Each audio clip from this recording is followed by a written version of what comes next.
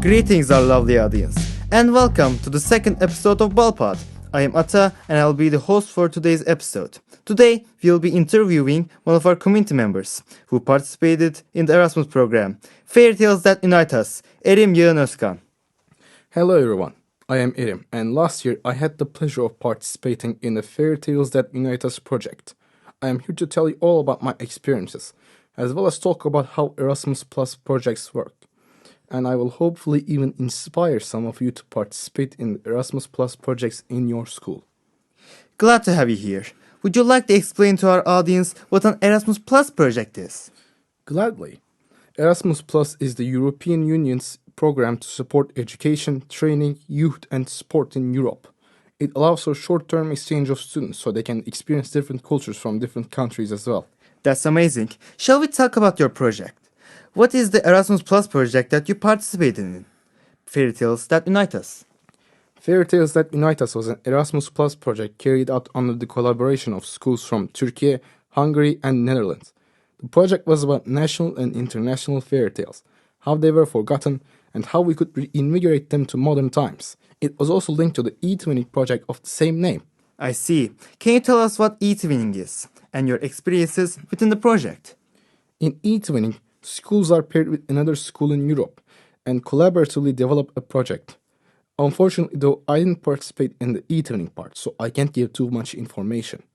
As for my experiences, I can certainly tell that I had lots of unique experiences. Not only did I get to meet with people from other countries and cultures, I also got to teach them about ours, while they also got to teach us about theirs as well. It was an absolutely incredible cultural exchange, which is life-changing.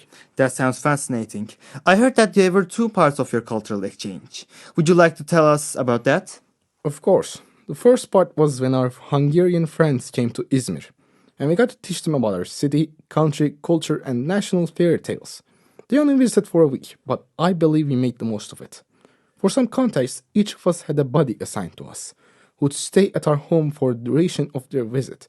My buddy was David, who I am still in contact with to this very day. The first day they landed in Izmir, everyone was a little nervous, but we got to ease the tension rather quickly. The first day we introduced them to our school, did a photo safari, and did some ice-breaking activities. After school we also took them to Alsancak and showed them around there too. The second day we visited the cable cart and went to an adventure park together. It was very fun. The really good stuff was in Wednesday and Thursday though. We visited Ephesus, Şirince, and spent our evening in Kuşadası. And on Thursday, we gave them a full city tour, visited the Agora site, and spent most of our day going around Kemeraltı Bazaar. And in the evening, we did some camping at school. There was a storyteller who told fairy tales around the campfire as well. It was a great evening that day. And on our last day, Friday, we had a certificate ceremony. We had lots of free time that day, so we spent time going around the city again. It's also worth mentioning that they tasted lots of our local cuisine throughout the week as well. It was a bit emotional when we sent them on their way back to Hungary. That's an incredible story. It seems like you had an amazing week. So, now you can tell us, what did you do when you visited Hungary? How was it? Well, it was just as incredible as the week in Izmir. Even better than it, actually. It was a long flight over to there, and it felt so weird to be in a different country for the first time. Fortunately, when we got there, we were already friends with our buddies, so there was no need for any ice-breaking, for us at least. It was great to meet back with David, Masyaroyd, and Kaposhvar, which is the town the collaborating school was located at, as well as where our buddies lived. He actually paid back my favor by bringing me out to a local diner as well. It was a rather strange yet amazing experience to stay at home in a different country. I would also like to add that his family were incredible people as well. His mother was an amazing cook, which meant I got to taste their cuisine throughout the week as well. On our first day there, we spent half the day at their school doing project tasks, though what we really did was chatting with each other and learning about Hungary. But one of the tasks in particular was great. They showed us an animated Hungarian fairy tale, and we got to reenact as well as dub the animation in our own language. There was also a folk dance show later in the day, which was quite amazing. On our free time, we traveled around Kaposvár and explored. The next day, we learned some Hungarian history and did some other fun tasks together. On Wednesday, we visited a local observatory, and after we returned to Kaposvár, they did a photo safari similar to the one we did. However, Thursday was the real highlight. We left early in the morning and spent the day in Budapest. They guided us around the city, and we got to visit lots of historic landmarks. But we also had plenty of time to walk around and explore on our own.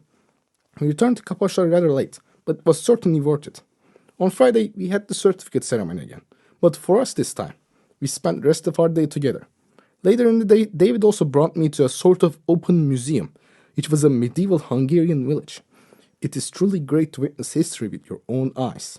We spent the evening resting after such a busy week, and the next day it was an emotional departure once more, but we all left here with incredible memories. Thank you for attending our podcast. But I think our time for this episode is over. That concludes the second episode of Balpod, and thank you for listening. Stay tuned until next time.